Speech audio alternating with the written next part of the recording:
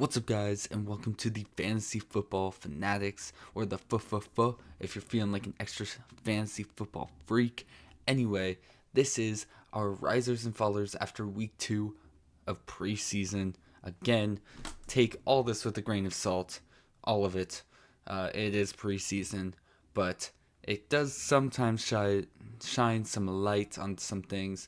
Also, this is definitely a day later than I intended. I was very busy yesterday. So anyway, without further ado, let's get into it because I got 7 pages of script notes to go through right now based off of all those games. So let's start. Titans at Falcons. There is really only one person to mention from this game, and that is Cam Ward. He went 2 for 7 with 42 yards. Obviously, based off the completion percentage, it looks like he took a step back. His first pass, a really nice on the run, long pass. Second pass, thrown really deep out of bounds. Third, a really nice deep pass that was dropped by Van Jefferson, should have been caught, for a lateral / dump off that was kind of not thrown very accurately by Ward. Fifth was a screen pass dump off to the running back for a minimal gain. And 6, a tight throw that was slightly outside to the receiver that was double covered. I didn't write down the 7th pass. But anyway, honestly, he did make a couple questionable throws, but I do not think that you should panic based on this stat line. The stat line, other than the yards per completion, makes it look a lot worse than what it actually was. I also would like to mention that he did not have his primary weapons around him. No Ridley, Lockett, or Pollard. So yeah, that's really it from that game. Falcons need to start their starters in the last final week of preseason. I want to see their starters play. I want to see what they're scheming up personally. And I already need to get some water, so excuse me as I do that. Moving on to the Chiefs at Seahawks. Really only one player for the Chiefs to mention, and that is Isaiah Pacheco. He had a catch for 22 yards. Obviously, a very nice play. Really glad to see him get targets and catches. Are they incorporating him to get more of those in the offense? That is definitely a plus from a fantasy perspective, and I'm going to have to compete with someone in my league because I also know that someone else wants him in my league. So I might have to draft him in the 5th round, which honestly might be a stretch, but I really think that he could have a good season. He looks much healthier than last year. And yeah, he looks a lot better. So anyway, on to the Seahawks. There are a few players to actually talk about here. Zach Charbonnet, 5 rushing attempts for 45 yards and a touchdown. He looks really freaking good. He looks explosive, healthy. Not that's really a concern. And yeah, overall, just really freaking good. If Walker were to miss time, which is not unlikely to happen, Zach Charbonnet could really help your fantasy team. I'm personally targeting him in every single one of my drafts, if I can. I've noticed his ADP is starting to rise, but it's honestly still very much a steal. He looks really good, and we all know Kenneth Walker is going to be injured for at least a few weeks in the season. So, yeah. Moving on, Sam Darnold actually played. He went 4 for 4 with 34 yards. I didn't get to see the game, but that's obviously a pretty good stat line to have. I actually forgot that I was not able to see this game. So I did see highlights, so I did watch the highlights. Jackson Smith and Jigba had a catch for 7 yards. I, again, didn't get to watch the game, but glad to see that he does have one of the 4 catches from Darnold. Although I will say he only did get 1 target, but at this point, that doesn't really mean much. And also want to point out, I don't think Cooper Kupp got a target if he played. I don't know if he played or not. Saying I didn't get to watch this game. I apparently forgot to record it, but yeah, because Darnold was 4 for 4 and he didn't have a catch. So moving on, the Browns at Eagles. There is really only one player to talk about from this game, and that is Dylan Gabriel. He went 13 for 19 for 143 yards and an interception. Didn't he have a pick six? And didn't he also have a fumble? He was making accurate passes, but dang, does he hold on to the ball for a long time? The pocket is like constantly collapsing around him. As the game went on, he looked more relaxed and comfortable, though. I will say his accuracy is pretty good, but he did throw an interception and have a fumble, so I did put that down. Shador looked better, but Joe Flacco was named the Week 1 starter, so not surprised there. I'm very curious to see if Kenny Pickett's going to make the roster. So, anyway, moving on to the Patriots at Vikings. There's not really much to talk about with the Vikings, if I'm going to be real. I only have notes on Patriot players. We'll start with the running backs. Antonio Gibson had 7 rushing attempts for 17 yards. The ones were playing, and Gibson is the one that started and stayed on the field, ? I think Stevenson was questionable, but Gibson was out there for the ones and twos, while Henderson only played with the ones. So what I would assume, he is running back 3 on the depth chart. He didn't look too explosive. 7 rushing attempts for 17 yards. Yeah, I think that says something. Travion Henderson, on the other hand, had 20 rushing yards on 4 attempts and a touchdown. Also had a target that he should have caught, didn't, and he was mad at himself. You could see it on the field. Showed emotion after that because he knows that he should have caught that. It seems that without Ramondre, Henderson is in the majority of the backfield, though. While Henderson got stuffed a couple of times, he still had some explosive runs, which made up for it, and elusive. I'm liking him even more, but his ADP is starting to skyrocket. And Ramondre is still the running back 1. Let me put that out there. But let me look at what is Travion Henderson's ADP right now. He is up 22.4%, or 22.4 spots from where he was at the beginning of the season. He's being picked 56th, which is the 4th round for 12-team leagues. 56th. Yeah, no, that's middle of the 5th round and middle of the 6th round. But yeah, Ramondre still should be the starter. He is the running back 1. Where's Ramondre going? Ramondre is going 122nd overall. I think Travion is going to be a good flex option. I think he's going to have really good weeks. I think he's going to have really bad weeks, where he doesn't get as much volume. And yeah, he could take over Stevenson's role by the end of the season, but I really think that he's going to be used as a change of pace 3rd down back. Yeah, I'm not drafting him where he's going. I'm not, because Ramondre is still the running back 1. Yes, he's questionable right now. Let's actually see what he's questionable for.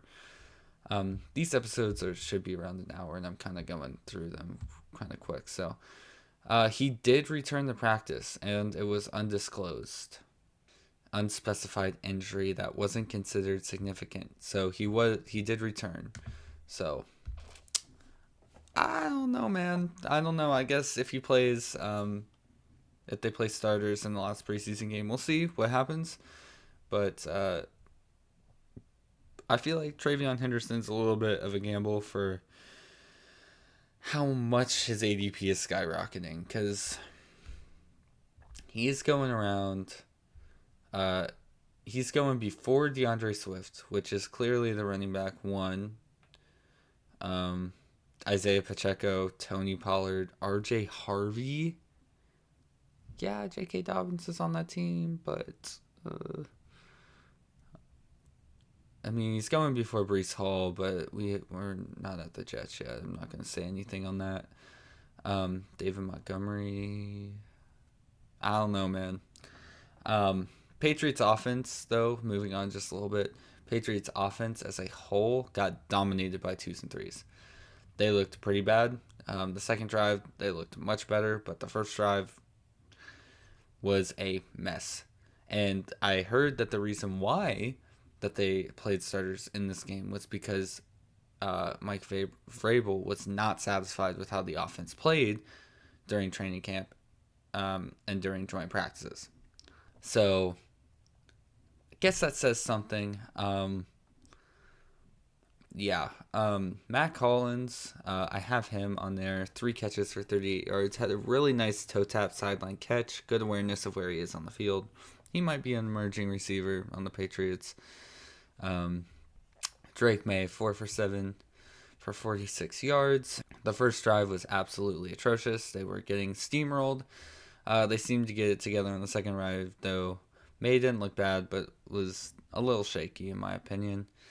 I still see Stephon as being the number 1 receiver on this team, but quality of targets, no clue how that's going to be for him. I'm not going to lie, my confidence in drafting Stephon Diggs has went down a little bit because of how bad this offense looked. Maybe it changes with him on the field, but as of now, Stephon is going 97.3rd overall pick, so around the 8th, 9th round in 12-team leagues, or middle of the 10th round. And he's actually climbing. He went up 2.6 spots as well, above Chris Olave, Matthew Golden. Interesting. I think that's really all to say about the Patriots offense after this game. It's a little shaky. Packers at Colts. I did not get to watch this game. I tried recording this game 2 times. It did not record both times. So, Daniel Jones went 7 for 11. And it looks like, by the way, I'm only talking about the Colts based off of their stats. Again, I did not get to watch this game, so maybe I'm missing something. Daniel Jones went 7 for 11, 101 yards with a rushing attempt for 0 yards. And Anthony Richardson went 6 for 11 and 73 yards and 1 rushing attempt for 9 yards. Let me just start by saying this. Daniel Jones was named the starter for week 1 of the regular season. Am I missing something? Daniel Jones has a worse completion percentage than Richardson and has less rushing upside. Richardson does have about 3 yards less per completion, but he has also had less reps in preseason due to his pinky dislocation in the first preseason game. Maybe that is why they're going with Daniel Jones, his injury history, but wasn't the big downside of Anthony Richardson, like his biggest caveat, his completion percentage? And Daniel Jones is worse. So Daniel Jones is starting week 1. Honestly, I would say they're still too close to name a starter. I would have let them battle it out through the final preseason week. I mean, if I'm going to be real, I would have let them battle it out. Also, going with the Colts, Jonathan Taylor had 1 rushing attempt for 9 yards. This next part is what I find a little interesting. I don't know if Josh Downs played, but Michael Pittman had 2 catches on 3 targets for 31 yards. Tyler Warren had 1 catch on 3 targets as well for 25 yards. I don't know which QBs threw them the ball, because I wasn't able to watch the game because Richardson and Jones played. But Tyler Warren also had 3 targets. Michael Pittman's known as a targets guy and not really a touchdown guy. But Tyler Warren, low key. And also Adonai Mitchell had a catch on a target for 8 yards as well. Just wanted to put that out there, just in case if you're interested.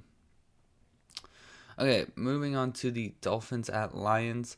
There's really only Dolphins to talk about, and I also was not able to watch this game. I don't know what's going on. I hit record on like I think all these games, and some of them just did not record. So anyway, Dolphins at Lions, like I said. Quinn Ewers went 11 for 17 with 116 yards and 2 touchdowns. Also had a rushing attempt for -1 yard. I'm going to guess that was like escaping a sack or something. Honestly, that's a pretty freaking good stat line. If Tua were to go down for any reason, maybe not a bad backup. The next player is Jalen Wright, 4 attempts for 3 yards. And I'm only bringing this up because Devon Achane is questionable with a calf injury. I thought it was like lower upper body, but I thought that's what they said before, but it appears to be a calf injury. Mike McDaniel said that he's days and weeks injured, which is very great, unclear. So if I don't think it's expected that he's going to miss week 1, but if you were, I guess, Jalen Wright, you would have. He looked pretty good last week, if I recall, but 4 attempts on 3 yards is not looking good. So let's keep going down the list. Panthers at Texans. I have quite a bit for this game, not gonna lie, to say about this game, I should say. We'll start with the Texans because they had starters. Yay! They had starters. So happy I got to see the Texans starters play. I love watching Texans. Good offense. So I'm definitely an offense guy. I like offense more than defense. Anyway, CJ Stroud. He played. He went 6 for 8 for 44 yards and a touchdown. The offense started with a 3-and-out. And I was like, great, this is not good. But after that, the Texans really started clicking and looked pretty freaking good. The offense kept moving, and while on the second drive, not too many big plays happened in the air, they kept storming down the field. They kept going. Those big plays will happen. So, yeah. Then, also Nick Chubb played. Joe Mixon is currently injured. And honestly, I'm not big on Joe Mixon this year because he's missed a lot of time. It says, yeah, his foot/ankle isn't a lock to be ready for the Texans week 1. I think Nick Chubb is going to play week 1 at least. So personally, that's just my opinion and I guess my feeling on it. He went 25 yards on 5 attempts with a catch for 4 yards. He actually looked really good and powerful for having his knee combust a couple years ago. Not funny, but out of all seriousness, that injury was extremely unfortunate, and I really hope Chubb is able to make the most out of the opportunities he's going to get, which is probably, I think, going to be week 1 at least. So, yeah, I'm really cheering for Chubb. I'm hoping that he can really get back to his form before that really gruesome injury, because when he did come back, he didn't look great. I'm going to be real. So I'm really hoping that he does. And he looked pretty good when he came back. So now on to receivers. I mean, Nico Collins, 2 catches on 3 targets for 13 yards and a touchdown. Nico's first target was a deep shot. It was really overthrown, and it was also thrown too close to the sideline. I don't think he would have caught it if he was closer to the sideline. Not really sure if Collins ran the wrong route or not, but yeah, it was not a great throw. I don't know if that's on Collins or Stroud, but Nico Collins is CJ Stroud's man. Let's be real. So not worried. Nico Collins was all over the field as well, so that is great. I mean, that would have been from one drive. Nico Collins would have had 9.3 fantasy points. So, obviously great. John Mechie the third, 1 catch on 3 targets for 8 yards. He did not record these stats with the ones. And I forgot he has been traded to the Eagles. He is on the Eagles. I put that even in little asterisks. But back to, I guess, Texans wide receivers. Christian Kirk and Jaden Higgins, but Christian Kirk, 2 catches on 2 targets for 13 yards. Both his catches were short middle routes. Honestly, I'm very curious to see who will step up to be the wide receiver 2, him or Jaden Higgins, because Jaden Higgins had 1 catch on 3 targets for 14 yards. Or if it will be a pretty even split between Kirk and Higgins. Kirk is going way later in drafts than Higgins. So his potential value is really freaking good, saying that he could be the wide receiver 2 on this team. I'm personally targeting Christian Kirk because he's literally 16th round pick. Like, I can get him in the 16th round every time. If we look at Jaden Higgins, where's he going? I think Jaden Higgins will benefit more if Nico Collins goes down with an injury. Jaden Higgins, 141.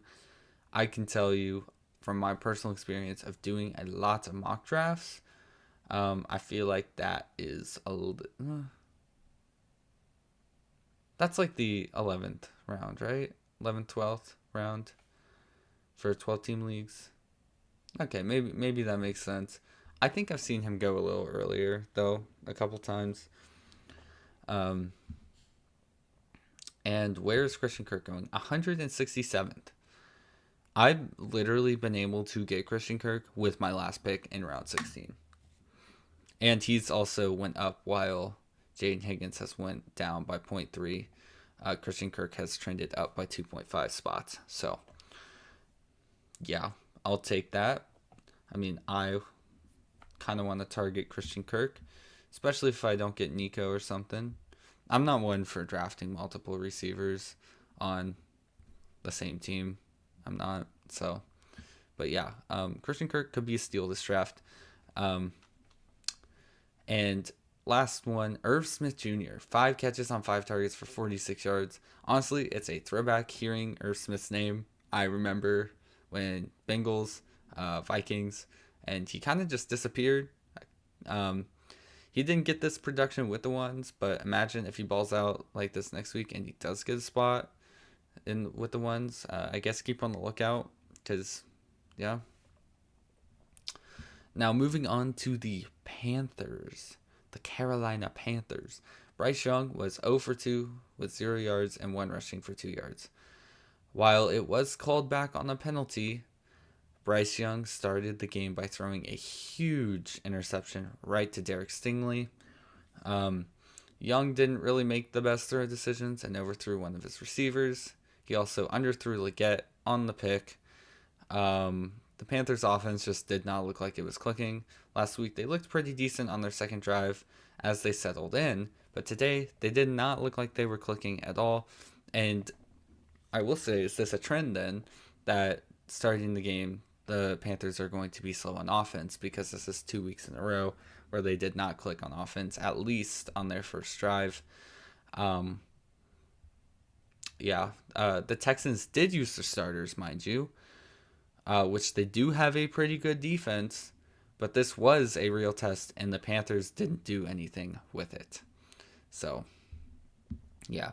Chuba Hubbard had 2 rushing attempts for 4 yards. Rico Dowdle also had 2 attempts for 2 yards and a catch for 15, but this production did not happen while on the starting offense or defense out there. And I just put Hunter Renfrow in there. 2 catches on 3 targets for 7 yards. This production, again, was not with the starters. So, yeah. Panthers offense, a little questionable. I was personally drafting Bryce Young at the end of as my QB2. But, so I don't think I'm going to do that anymore. Not unless they play in their last week and they looked kind of good. Like I said, it's actually kind of worrisome if I was a Panthers fan, I'm not going to lie. So, without further ado, let's keep going though. 49ers at Raiders. I'm so glad I was wrong last week with Ashton Denty. I wasn't necessarily wrong, but I'm so glad that I'm not going to be saying the same type of stuff with Ashton Genty that I was last week. Because I was more of saying, okay, he looked bad. If he continues this trend, then I'm just not. I think he's going way too high and I'm not going to draft him. But this week, he had 33 yards on 7 rushing attempts and a touchdown, while also having a catch for 2 yards. Ashton Genty looks so much better, elusive and power. The offensive line was able to make some huge holes for him. The whole run game looks so much better. That's great. That's great. But this is where you look for trends. If they play next week in the final preseason game, which way are they going to trend? Looking good or looking bad? You want to look for some patterns, and this is 2 different scenarios now, like 2 different outcomes. And good thing 3 is an odd number, and 1 will be leaned more toward than the other. So he did also go in the blue tent. I do want to put that out there for a hard hit in the shoulder. I think it was a shoulder issue as well. So keep an eye out on that for potentially in the future. But he did also go back onto the field the next drive. So keep that in mind. Geno Smith, 6 for 8 for 55 yards. The first play of the game was a dime to Brock Bowers for 28 yards. But like I said, dang, this offense looks so much better than last week. Geno Smith looks better and was actually taking quite a few deep shots as well, which I thought was crazy. Like I said, Brock Bowers, 1 catch on 1 target for 28 yards. And it was an amazing jump catch, too, from Bowers. Jacoby Myers, 1 catch on 1 target for 4 yards. Jack Beck, 2 catches on 3 targets for 21 yards. And now we're going to be talking about the 49ers a little bit. But before we do that, like I said, the Raiders offense actually looks so much better. I can't recall if it's the 49ers starting defense or not. I don't think so. But, yeah. So, moving on to the 49ers. Brock Purdy, the starters did play 1 drive. I did not get to see this drive because the recording started at the end of the drive. It was stupid. It's actually stupid and rigged and gross. But anyway, Brock Purdy went 5 for 7 for 66 yards. He also had a rushing attempt for 1 yard. I got to see how the drive ended, though. The offense was not able to cap it off with a touchdown. He had to throw it away. Also, Ricky Pearsall throughout that drive had 3 catches on 4 targets for 42 of those 66 yards. So keep that in mind, I guess. Ricky Pearsall, he might be someone to be looking at. Where's he going in drafts, actually? Ricky Pearsall is going before Juwan Jennings at around 117.7, and he has been trending up by 4.5 spots. Yeah, so 117.7, that's around 10, I guess. Yeah. Who knows? Who knows? Maybe Ricky Pearsall. I personally, if I was going to go for a 49ers receiver, I would go for George Kittle. But also, that price is a little high, and I'm not. I tend to sacrifice my tight end position to get more running backs and wide receivers. George Kittle's going 36.2 overall. He's actually went down by 0.3, which I guess great, I guess.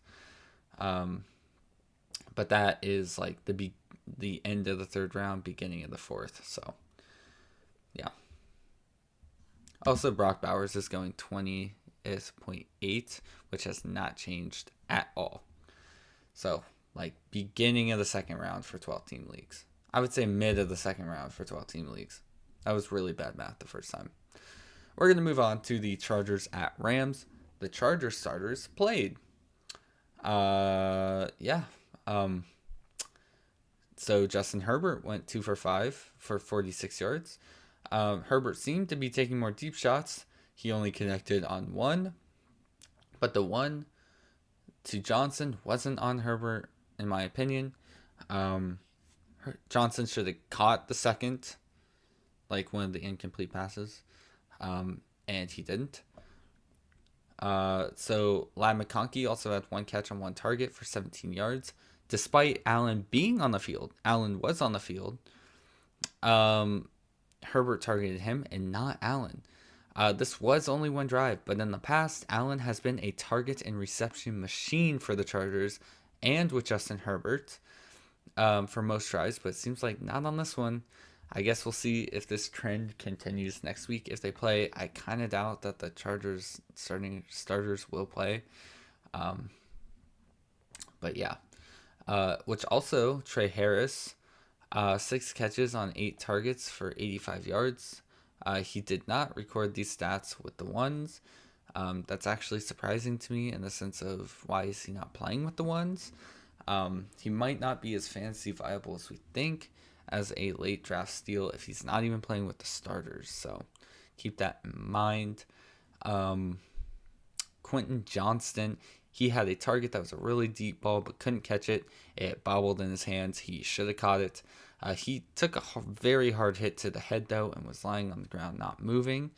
I hope he's okay, because personally, injuries like these, where the player gets hit in the head and they don't move, it really actually scares me, because I feel like it's happening so often now, despite rules against it. Before that, though, he seemed to actually be taking a step off within the offense, but he does still have drop issues, like I mentioned. He might fill the deep threat role if he is healthy and cleared to play. So Quentin Johnston could be filling that role, which I think that Herbert was purposefully taking more deep shots this time around. But let's see where Quentin Johnston is even going. I don't see his name, but there's no way that he's going below Jalen Reagor.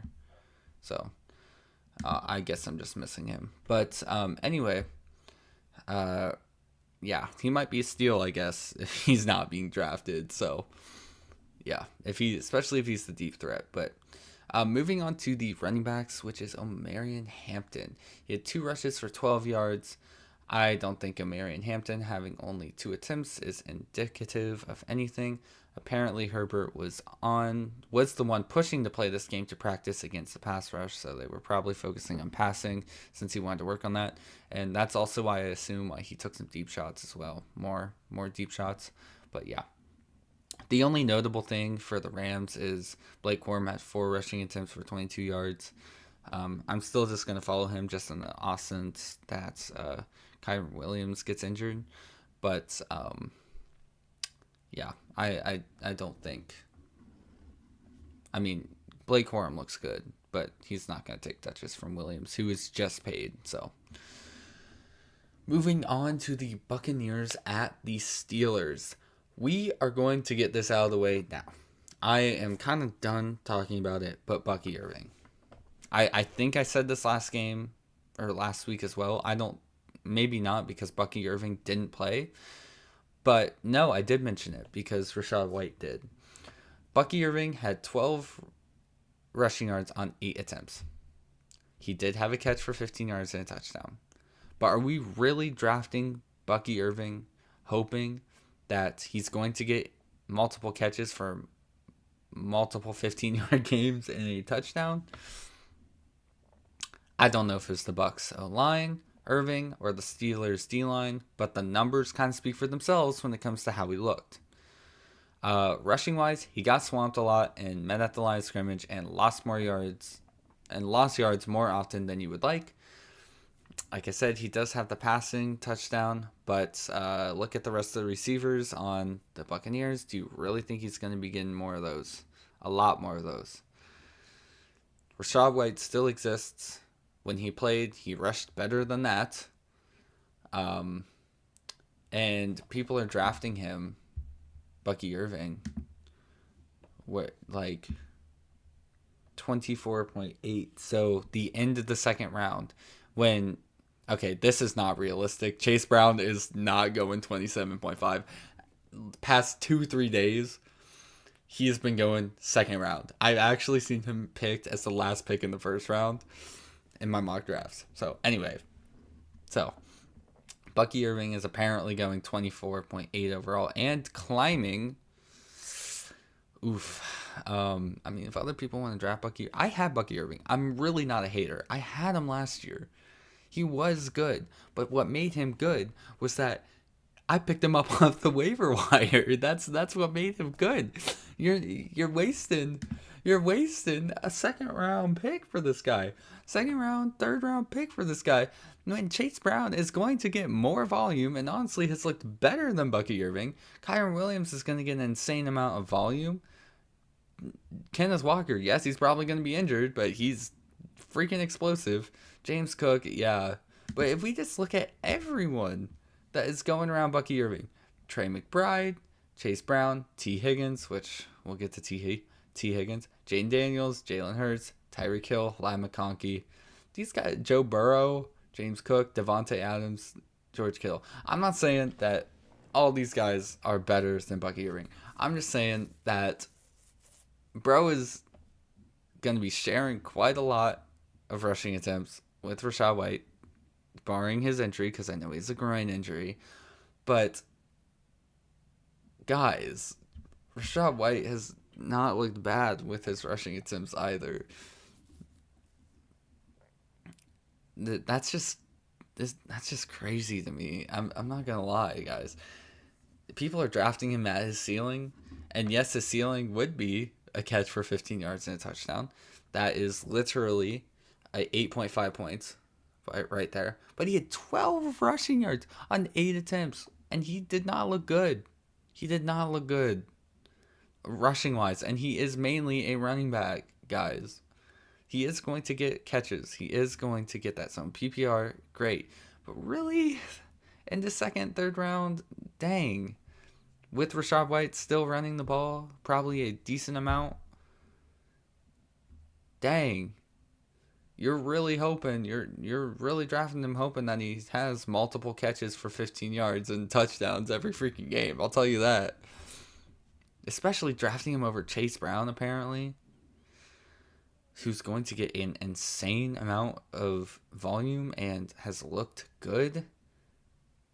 Dang. Crazy. People are crazy. The ones that are drafting him, I'm personally staying away only because of his ADP. That's it. But anyway, let's move on to the receivers because I was a little bit of a rant right there. Jalen McMillan, 1 catch on 18 yards on a target. He did also, he landed on his head. He was down as well. Pretty scary. Yeah, it also looks like Chris Godwin is going to be starting the season on the PUP. So that kind of leaves Bucky Irving, Mike Evans, and Emeka Egbuka. I don't know anything else about Jalen McMillan. I will look right now. Emeka Egbuka is climbing, by the way, 124 overall pick. He's climbed up 4.9 since last week. His status is doubtful.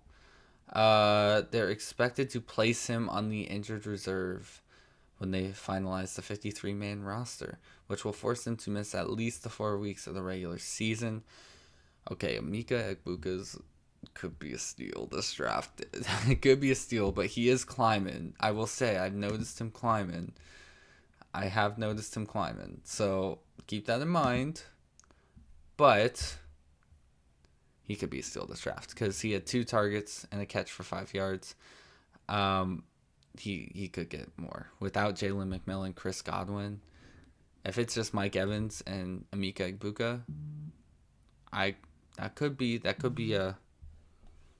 a little bit of a boomer, if you know what I mean. So just saying, Bucky Irving is going to take receptions. In targets. I'm quite aware of that. Okay. I'm really not on the Bucky Irving train this year. I'm really not. I had him last year. He's great because you were able to pick him off the waiver wire and he boomed. Not because you're drafting him as your second round pick. Just saying. So let's move on to the Steelers. Caleb Johnson had 11 rushing attempts for 50 yards and a catch for 9. I will say the Steelers have not used any starters this preseason so far. That does concern me because Caleb Johnson is playing despite that. Jaylen Warren has not seen the field once this preseason, and that kind of makes me think that Warren is still going to be the primary back. at least to start the season. And honestly, that will hurt Johnson's value, which is where he's being drafted. He is being drafted actually right behind Jaylen Warren. Jaylen Warren is drafted 104.2. He's risen 9.6 spots. Caleb Johnson is 105.6 and has went down 11.9. So people are noticing that. They are noticing that. And I think that Caleb Johnson will get a bigger role mid to late season. But to start the season, Jaylen Warren is probably going to get the majority of the volume. But genuinely, I mean, I don't blame people for drafting Caleb Johnson as high as they did before, because Caleb Johnson is going to fill the Najee Harris role, like power back, while Warren is more, I guess, explosive. And based off of last season, Arthur Smith preferred that. But maybe Aaron Rodgers is saying something else. I like Jaylen Warren. I can throw to him sometimes, that type of thing. I don't really know. That's just all speculation right there. But, I mean, I do like seeing that trend personally. I mean, it means I'm not the only one that thinks that. So, yeah. I mean, be a little cautious on Caleb Johnson then. I was drafting him big time early on in mock drafts, but I'm not anymore. So that being said, we are going to move on to the Jets at Giants. Guys, I'm still a Justin Fields truther. Even though he went 1 for 5 for 4 yards and they rushed for 5 yards. I mean, this really isn't a good look for the Jets and their passing offense. I imagine they'll play next week, starters-wise. Hopefully they look a little better next week for their passing game. I think Garrett Wilson had a singular target. I think, again, could be wrong. I know we had a singular target last week, but yeah, this isn't really looking good for the Jets and their passing offense. Hopefully they improve. I'll talk more on a little bit on Justin Fields in a little bit. I used to be drafting him as my QB2 in fantasy drafts around like the 9th, 10th, 11th round. I'm very curious actually to see if his ADP is going down. Oh, it's actually went up over the past 7 days. 1.3 spots for 124th. So that is like the 13th round, which is crazy because I've been having to draft him in the 11th round if I actually wanted him on my roster. So, ooh.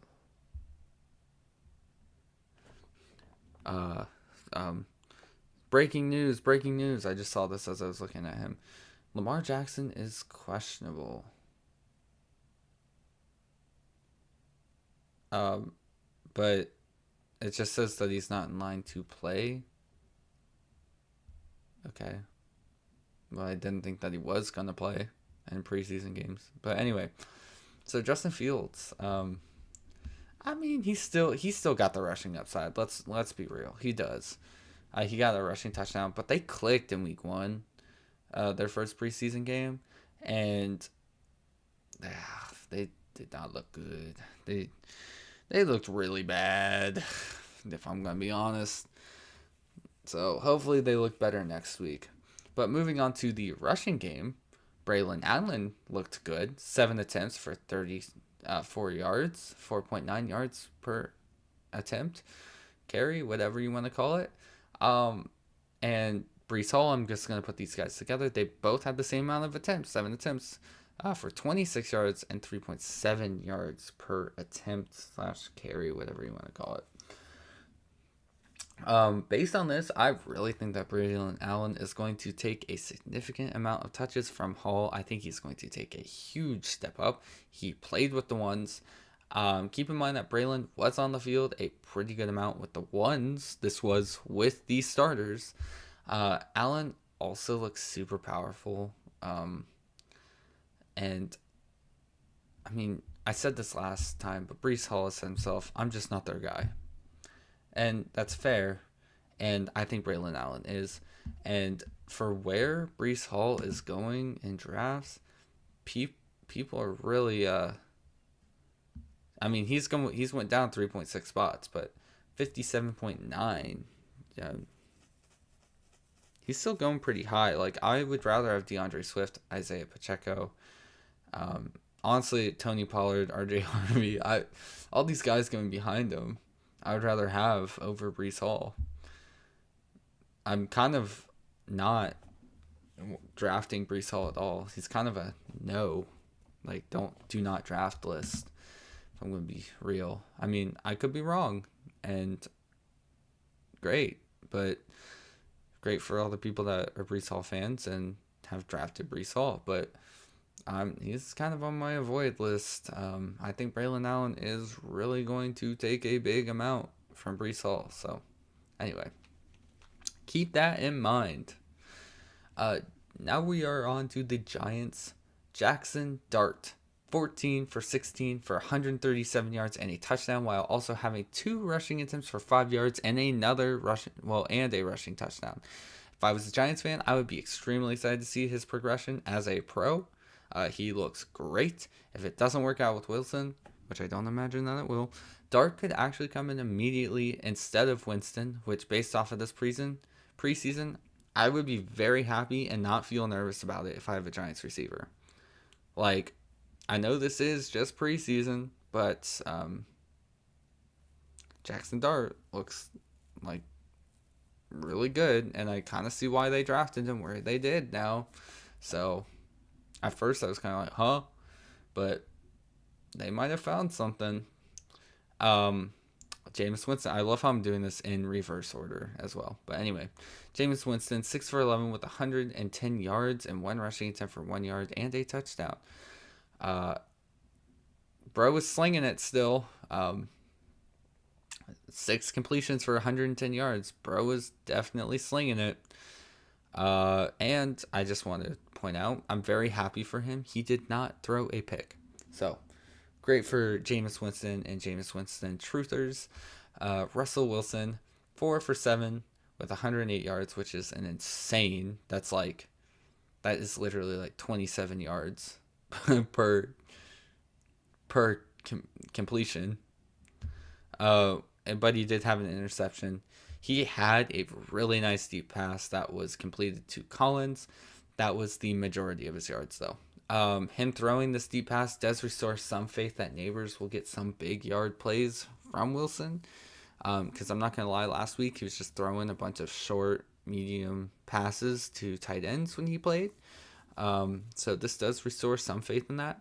I mean, if we're going to be real, all the QBs look good on the Giants for the most part. All of them. I mean, Russell Wilson did have an interception, but, I mean, that's going to happen. He's not going to not have an interception throughout the season. Yeah. Like, giving Russell Wilson the benefit of the doubt because, like, that happens. Interceptions happen. You don't want them to happen, but they do happen. If I had to rank them, I would still rank them Dart, Winston, Wilson. Only because Wilson did have an interception, but they do happen. But honestly, after this game, my faith is kind of restored for drafting Malik Neighbors in the first round because all of them throw deep, made deep completions, and yeah, and Jackson Dart just looked good.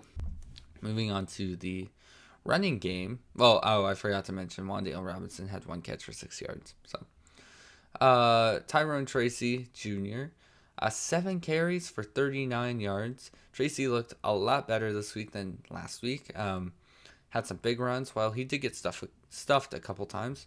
Cam Scatterbo still hasn't played yet. I'm pretty sure he's still getting barring an injury.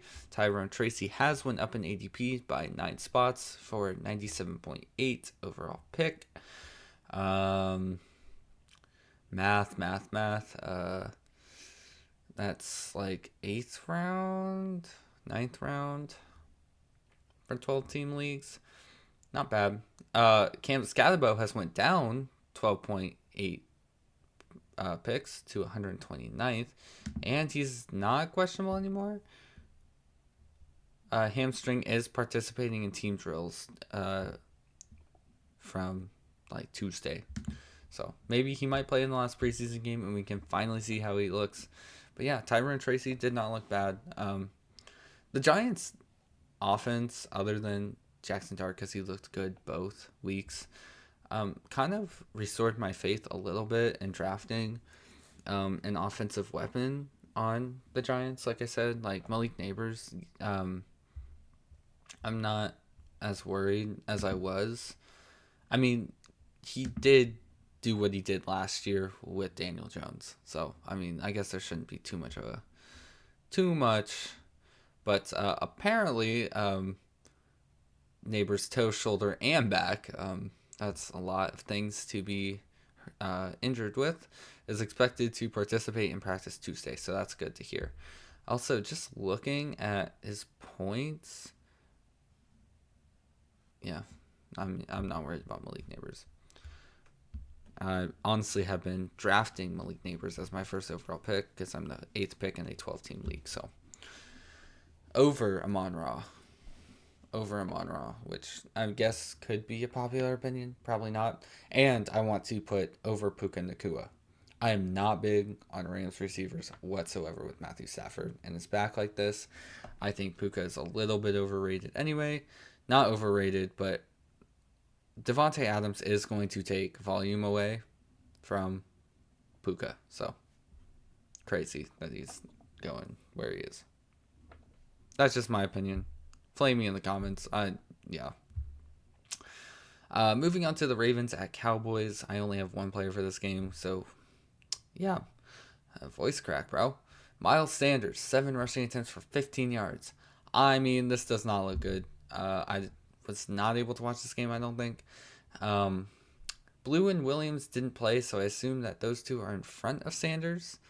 I mean, I heard that there is not a clear running back one on this offense yet, so maybe avoid the running backs for the Cowboys based off of Miles Sanders doing this, and there's still not really a clear running back. Then I assume that means they're all not doing great, or at least Miles Sanders and Williams, since that Blue is still only a rookie, so maybe they just want not to run them into the ground as a rookie. I don't really know. But I was kind of big on Javonte Williams. I thought he was going to be the clear RB1 on that team, but as it's getting closer to the season and there's still not a clear one, I'm not really drafting Dallas running backs. I mean, Javonte is going 120.2, so end of 10th, beginning of the 11th round. He's went down as a trend as well. And Jaden Blue has went up by 7.4, 159.5 overall. And I also want to say Braylon Allen has also went up. I forgot to mention that. But anyway, yeah, I'm not really going for Cowboy running backs. Anyway, so moving on to the Cardinals at Broncos. There's really only Bronco players to talk about. RJ Harvey, 18 yards on 3 attempts and a touchdown, and a catch for 2 yards. I was not able to watch this game Wait, I thought I did. I don't know, man. But based off of these numbers, he's doing pretty good. That's 6 yards. Yeah. I'm not really worried about Dobbins personally. I'm just not really worried. Evan Ingram also had a catch on 1 target for 58 yards. I mean, dang Ingram, pop off. Not really known for deep catches, but dang bro, pop off, dude. So, Evan Ingram is on my watch list.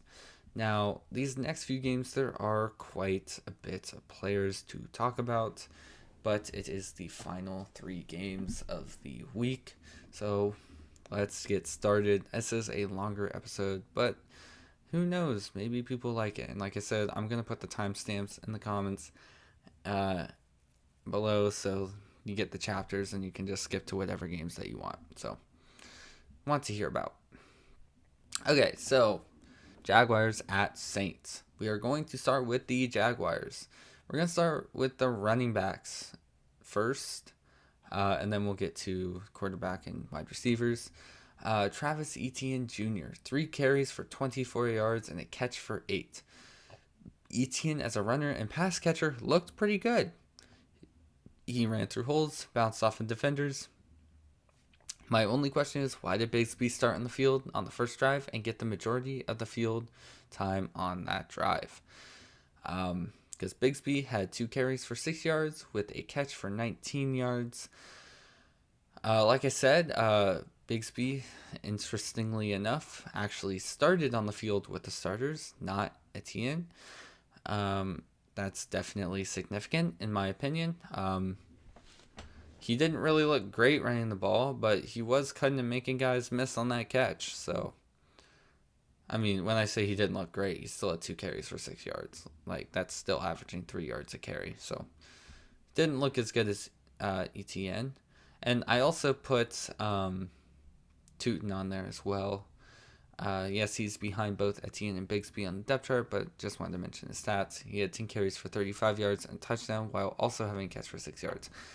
But I'm not going to lie, I would have thought by this point maybe there would have been less question marks for the Jaguars running backs.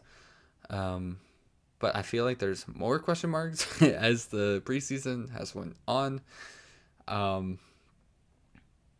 Yeah, I was at first thinking Travis Etienne Jr. could kind of be a steal based off of his low ADP and burning everyone last season, and everyone just remembers that from last season. But, yeah.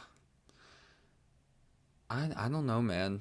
I don't know. I mean, where's he? He's going around which players?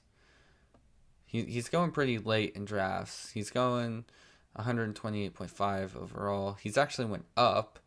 He's going around Ramondre. He's going actually slightly after Ramondre. He's going after J.K. Dobbins, Javonte Williams. He's going before Cam Scatterbo, Austin Eckler, Jordan Mason. He is going before Tank Bigsby, who is also trended up. So, going before Rachaad White, Zach Charbonnet. Can't believe Rachaad White's going down, bro. I'm about to go on that rant again, bro. But, I mean, for this area of running back,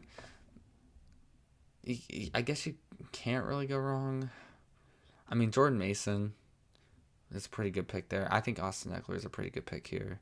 Zach Charbonnet, like I said, because Kenneth Walker is bound to miss some time, and he looks good. Nick Chubb has also been trending up. I do still like Rachaad White. I don't know, but I feel like there's a lot more question marks in this backfield now than there were at the beginning. Because at first I was like, okay, Travis Etienne Jr., he's still going to be the main guy. But I don't know, man. Bigsby, which I apparently accidentally typed it as Bisbee. But yeah. But let's keep going to the QB and the wide receivers. Trevor Lawrence, 8 for 10 for 76 yards and a touchdown. He also had a rushing attempt for 0 yards. He looked pretty good, and I think his completion percentage shows that. But how does that translate to the regular season? I mean, because the Saints starters on their defense did not play. I mean, especially for being paid the second highest quarterback in the league per year. Like, which is crazy to me. I am a little bit of a hater, I'm not going to lie. I'm hoping he can take a step up. Like, he did look pretty good last year before he got injured. But, yeah. Brian Thomas Jr. had 2 catches on 4 targets for 8 yards with an attempt for 2 yards, a rushing attempt. His first target was low but wide open. He should have caught it. Honestly, not much more to say other than he is Lawrence's go-to target. I'm not worried about Brian Thomas Jr., especially if Trevor Lawrence has an 80% completion percentage the whole season. Definitely not worried there. I also have Brenton Strange on there. I want to mention Brenton Strange. 2 catches on 2 targets for 22 yards. he really could fill the Ingram role. I also noticed when during the first drive, Lawrence targeted him on third down both times. I don't know. Does that mean that if they get third down, he's just going to be the guy that catches the ball for an easy first down? Who knows? Maybe that is going to be Lawrence's go-to guy on a third down. Who knows? But I am definitely keeping my eye on him for the future. So, but moving on to the Saints, Chris Olave and Rashid Shaheed did play. Kendre Miller also played. Didn't look too bad. I mean, Alvin Kamara is still the main dude. But if Kamara were to miss time, Kendre Miller didn't look too bad. Tyler Shook started this game. He went 9 for 12 for 66 yards. The stats kind of speak for themselves when it comes to passing. He was going through his progressions very nicely. The only thing is he is not throwing balls down the field that much. Although two of his incompletions were deep balls. One of them not really his fault, in my opinion, but the other one definitely was. Mostly middle to short passes. Seems like Shook might be the starter. Both are getting reps, but he's getting more reps with the ones. And honestly, as a whole, the Saints' offense couldn't really move the ball down the field. Yeah, so I mean, we didn't really expect this to be a high-powered offense, but they did struggle a little bit. And I'm just gonna mention Spencer Rattler. I think he didn't really play with the starters, if I remember correctly, but he was 18 for 24 for 199 yards, a touchdown, and an interception. He also had 3 carries on the ground for 19 yards.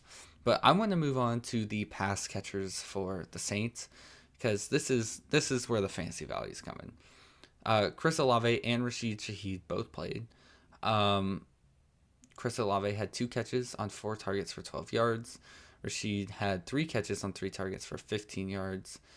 I noticed that Rashid Shaheed had his catches and targeted on shorter routes, which is kind of crazy because wasn't Rashid Shaheed the deep threat when he did play last season?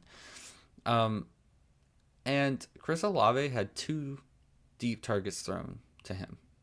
Just one was slightly overthrown, and the other one he should have caught. It's pretty accurate. He just kind of dropped it. But yeah,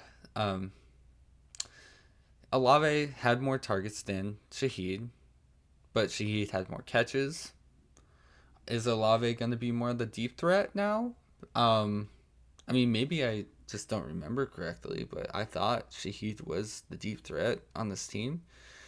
Olave caught both of his catches on short routes, though.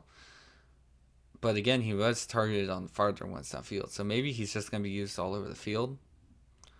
And he's going to get the deep targets. I'm kind of mixed on Olave this year, because I'm not going to lie, the amount of targets for both Olave and Rashid are very close for how different their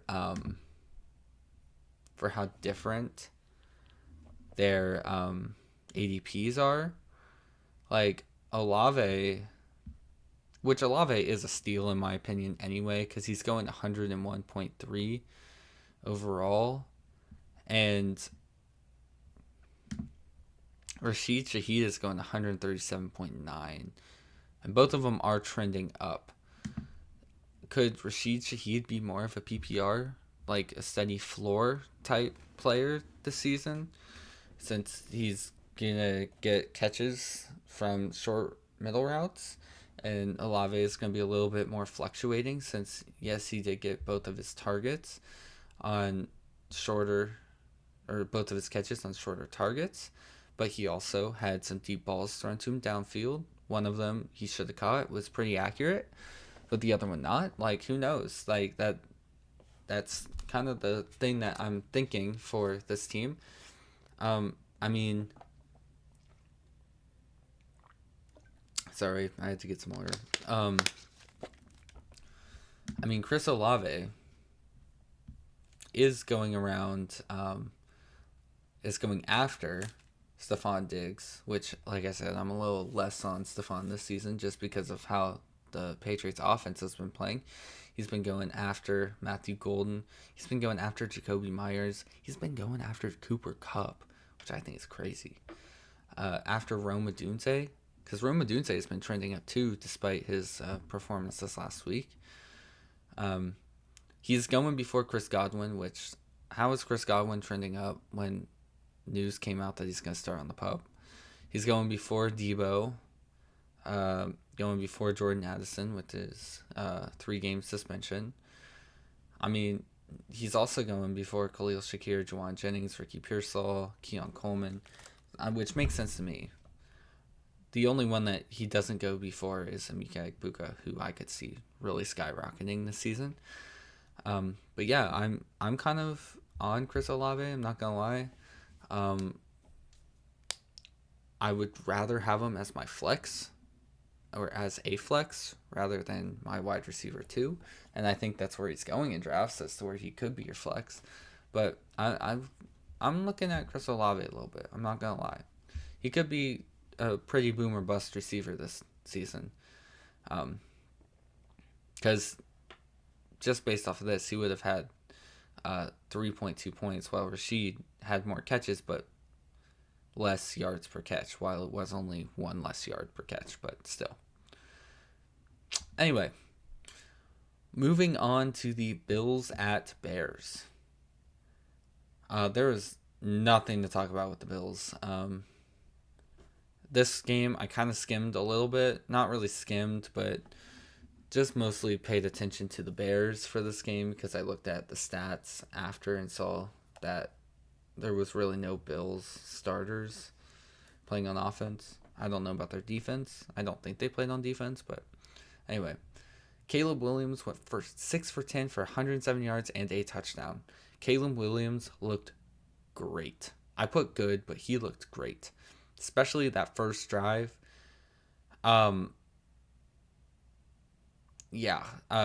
really excited to see how the Bears offense is this year with Ben Johnson. And I will say that Caleb Williams did complete half of his completions. 3 completions to tight ends. Half of his passes were to tight ends, and he completed them. Which, if we get to that, Cole Kmet had 1 catch on 1 target for 29 yards. Since then, he wasn't targeted.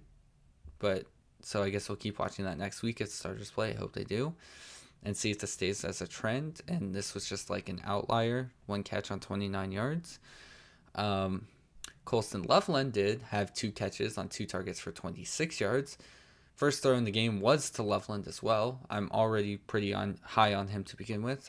He could be the Sam Laporta role. Ton of touchdowns, I guess, this season. DJ Moore had 2 catches on 2 targets for 16 yards. Very curious if DJ Moore is going to be the Amon-Ra role. And who knows? Maybe. Ben Johnson's just going to change it up a lot and have no resemblance to the Lions. But, because we haven't seen any running backs like DeAndre Swift or anything. So, Also, I want to mention receiver-wise, Olamide, I can't, Zacchaeus, I know that's his last name. 1 catch on 2 targets for 39 yards and a touchdown. Bro looked good, and he was playing with the starters. He could have a possible emergence, saying last year he also had a career year with the Commanders. So maybe they see something in him. Maybe they want to utilize him more. Maybe he is going to be the deep threat on this team because Rome Odunze was on the field and saw a lot less action than I thought he would. That being a singular target that was not brought in. It should have been caught, in my opinion. Again, though, this is just 1 target on 1 preseason game for 2 drives. He was in the slot, though.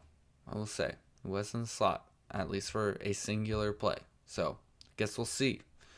I also want to point out there that Luther Burden III had 3 catches on 3 targets for 49 yards, but he did not accumulate these stats with the starting offense for the Bears.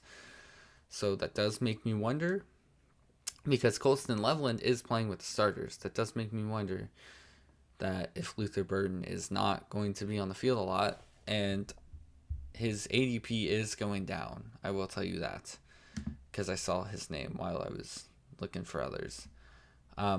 He's going around Christian Kirk, Wan'Dale Robinson, Rashad Bateman, but he is trending down a little bit. He is going down 0.4 spots. Anyway, yeah, so a little bit concerned about Rome Odunze. Despite this, he's trended up in ADP, so it is just one game. So I hope the Bears play their starters in the final preseason game, but we will see. Based off of this, they might not have to, because Caleb Williams looked pretty good.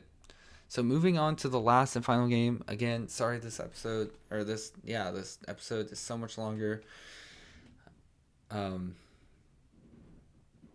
than usual. I am going to have a shorter episode. I think I'm going to do on rookie running backs and possibly rookie wide receivers, or 2 different episodes on that. But yeah, so the last game, Bengals at Commanders. Just going over Joe Burrow, 9 for 14 for 62 yards and a touchdown. I mean, the Bengals offense looks good for the most part. The offensive line was really letting him scramble and take some hits. Although, if I'm going to be real, Burrow should have just thrown the ball away and not scrambled. There's no need for him to be doing that stuff and taking those hits in the preseason. Maybe he wanted to make a point with the offensive line, because I did think about that. But I think that Joe Burrow's health should come before that. But yeah, Chase Brown, 5 carries for 16 yards and a touchdown. I might reach for him at the beginning of the second round, if I'm going to be honest. He's getting a ton of volume in these games, and I think the Bengals starting offense is playing relatively what they would play in the regular season. He's running well. Obviously, he got a touchdown. He could be in for a huge year. Pretty big on Chase Brown, not gonna lie. Now, T. Higgins, I'm actually quite concerned fantasy-wise for T. Higgins. He played only 1 drive with Jamar again, but this is yet again another game of no catches for him, and I don't think he had any targets. This is not really faring well for his fantasy value. I was huge on him this year, but these games are scaring me a bit. 1 target in the preseason game last week. Not this past one, but the week before, against the Eagles. So why? I mean, especially saying he's going 3rd, 4th round. He's going as the 11th wide receiver taken overall. 28.3 average pick. And he's trending up. Ooh. I hope things change next week, because I have a feeling, well, actually based off of Joe Burrow doing what he did, starters might not play next week. So anyway, moving on with the Bengals still. Mitchell Tinsley, 5 catches for 73 yards and 2 touchdowns. Bro made some really freaking good catches. Jamar spoke highly of him. Burrow is personally advocating for him to get a roster spot. Just all around great performance and highly spoken of within the organization and on the offensive players and stuff. Dang. I'm really cheering for him. And I just wanted to put his name on there, give him credit for the absolute fantastic game that he had. Fantastic. But moving on to something a little more negative, Bengals defense. Bro, all I can say is this is 2 weeks in a row of getting steamrolled by the offense. And week 1 against the Eagles, it was their second stringers, not even their starters. This time it was against the Commanders' starters. And let me just say, the first drive, 4 plays, 79 yards, resulting in a touchdown, and I think it was a minute 50 something. Second drive, 3 plays, 44 yards, and a touchdown, and 1 minute and 9 seconds. This was against the starting offense. but this is what they'll be seeing in the regular season. The run game, which we'll learn because Jaden Daniels didn't even pass the ball once, is atrocious. Like, their run defense is atrocious. All that was done on the ground, mind you. Like, it's almost like hysterically bad, if I'm going to be honest. But I will say, after the starting offense left, they did stop them to just getting 3 points for the rest of the game. So I will give them credit there. But they're going to be seeing first stringers in the regular season, and that's what happened. Yes, the Commanders have a really good offense, but come on now. A minute 50 something and a minute and 9 seconds. Like, that's like hysterically bad in my opinion. Anyway, let's just keep going. Which I am going to say news-wise for the Bengals. I mean, you probably heard this by now, but the Bengals are open to trade talks for Hendrickson. Here's my thoughts on that.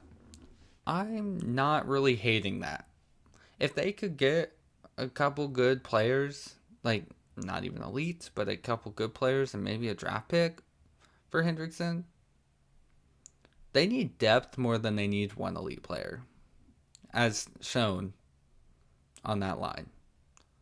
Hendrickson last season was elite, led this league in sacks, should have won Defensive Player of the Year in my opinion, and they still sucked. So they need depth. One player is not making a difference on this defense, so I would not actually hate that. Now, moving on to the Commanders, though. The Commanders, quite not as much to say about them because Jaden Daniels didn't even need to throw the ball to score. One rushing attempt for 14 yards and a touchdown. I mean, if I'm going to be real, honestly, it wasn't big on him for fantasy purposes. Like, I wasn't drafting him or anything. And, but he's definitely caught my eye a little bit. I've been drafting him in the past 2 days at the end of the third round in mock drafts. So, yeah. Yeah. I mean, he didn't throw the ball once and they scored twice. So, did what needed to be done. So, I guess we'll see how his passing is next week when they actually have to throw the ball, when it's not against the Bengals defense. But, yeah. Which, speaking of the run game, sort of, Deebo Samuel. One rushing attempt for 19 yards. I really was not big on him to start the preseason training camp. But if they don't get a deal with Terry McLaurin and they revert to when he was on the 49ers and exploded as a wide receiver and used him as a running back, I'm all in on him this year. His ADP is 108.5 overall, which is in like the 11th round in 10-team leagues and the 9th round in 12-team leagues. I'm all in. Like I said, he's going around Chris Olave, I think. Yeah, he's going slightly behind Chris Olave. He's going behind Matthew Golden, Stephon Diggs, Jacoby Myers. Deebo Samuel has some upside in this offense, in my opinion. Yeah, he's probably going to cost you some weeks, but that's why he's going late, and you can use him as a flex. So, I'm all in on Deebo this year, if I'm going to be real. I think the Commanders are going to revert back to what he did. But on to the last player that we are going to be talking about in this video. It's Bill Krosky-Merritt.